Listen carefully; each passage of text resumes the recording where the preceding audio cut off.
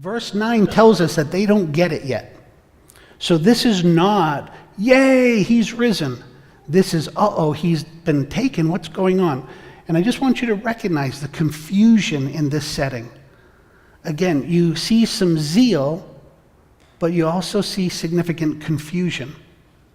Now, there's speculation, and I would just encourage you to not even go there, because it doesn't really prove anything and it doesn't generate anything. But why does John show up and only look in, and why does Peter show up and go right in?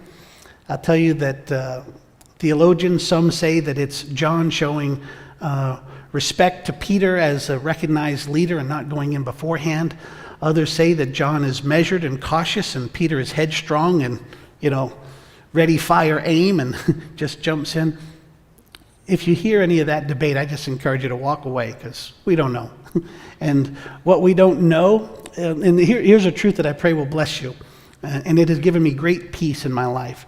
If God didn't tell us in His Word, I don't need to know, and I'm good with that. You'd be amazed at how many arguments and how many debates you can stay out of if you just embrace the fact that if God didn't tell us, we don't need to know. It's fine. Oh yeah, well what about, I don't care. Well, I've heard, good for you. Do you think this or that? Doesn't matter to me. God didn't tell me that I needed to know, hasn't revealed it. As far as I'm concerned, that's just dead weight. I'm moving on. We don't know why. I don't think God cares for us to know, otherwise He'd have told us. What we see here, though, is again, a concern, yes. A curiosity, no doubt. A commitment to the risen King, unlikely, because verse 9 tells us they didn't get that yet. Now, the grave clothes, the details here, this is important. You see, one of the things that John is doing in his gospel is he's presenting a case for Christ. He is lifting up the Christology of Jesus, and he's making an argument that's really, throughout the gospel, almost been designed to go into court.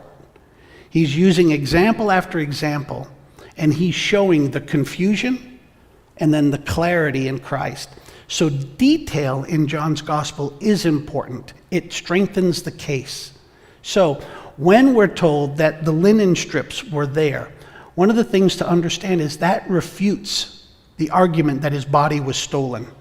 If you were coming to steal his body, you wouldn't undress him first.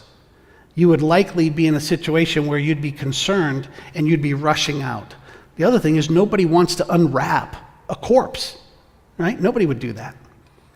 There's also a particular point here that's very helpful. When you see the face cloth, or the particular cloth that was laid over his face, it was separate and it was folded. Okay? Again, the kind of detail like who was running ahead of who. The detail of, and then I waited at the door, and so when Peter came ahead. These details are here so that you and I, when we share the story, we can say, no, this is not some fairy tale. This is not so ambiguous. Look at the detail that God has given us in His Word.